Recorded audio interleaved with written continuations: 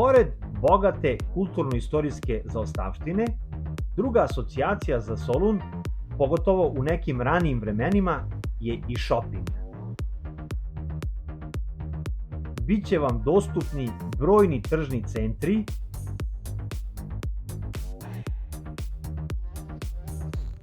outleti i svi poznati svetski brendovi. Za svakog po nešto.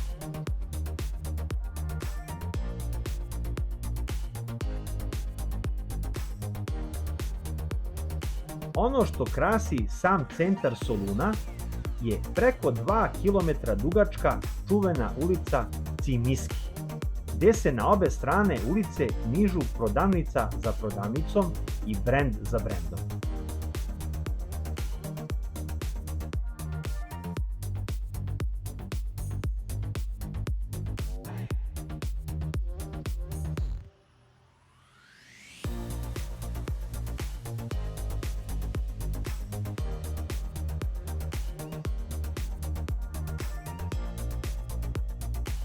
Naravno da se iz Grčke ne vraćam bez najlepših domaćih proizvoda, a pored klasičnih pijaca na otvorenom, koje su različitih dana na različitim lokacijama u gradu, Solun ima i zatvorenu pijacu pod nazivom Agora Modiano, koja je otvorena 7 dana u nedelju.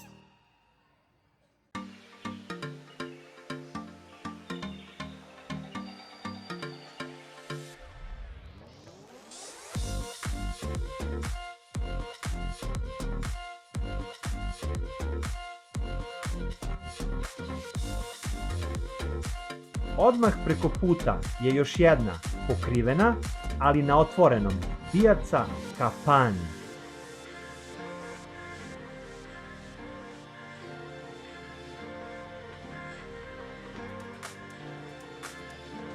Ne radi nedeljom, ali je ostalim danima otvorena.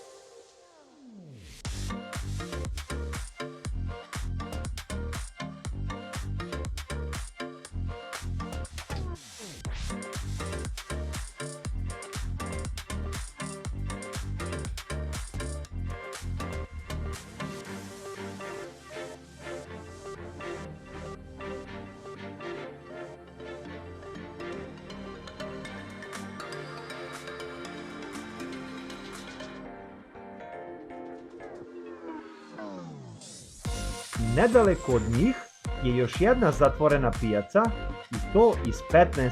veka, građena u otomanskom stilu sa 6 kupola, Bezesteni market.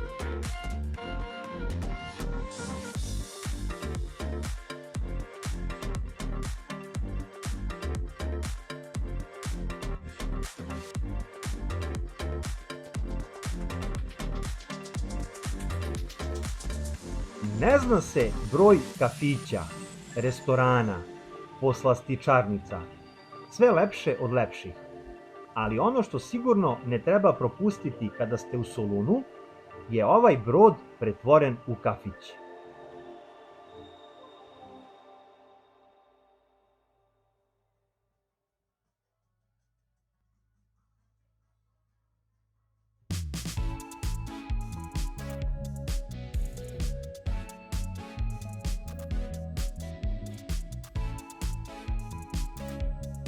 Polazi ispred Bele kule i vodi vas u 30-minutnu vožnju po zalivu, gde besplatno, uz naručeno jedno piće, možete da uživate u plovidbi i predivnom pogledu na Solun sa mora. Naročito je lepo u vreme zalaska sunca.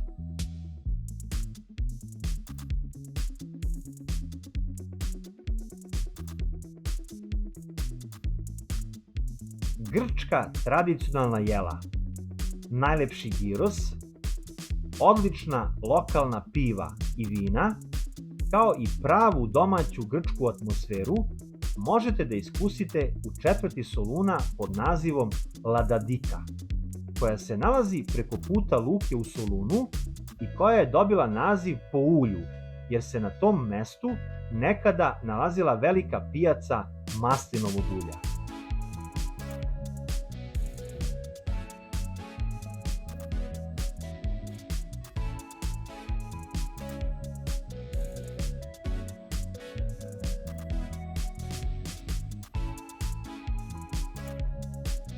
Leti su ovi kafići pored mora puni posetilaca u večernjim satima, dok se kasnije provod seli u taverne sa tradicionalnom muzikom, rooftop barove, pa i diskoteke čuvene u ovom kraju po izuzetnom provodu.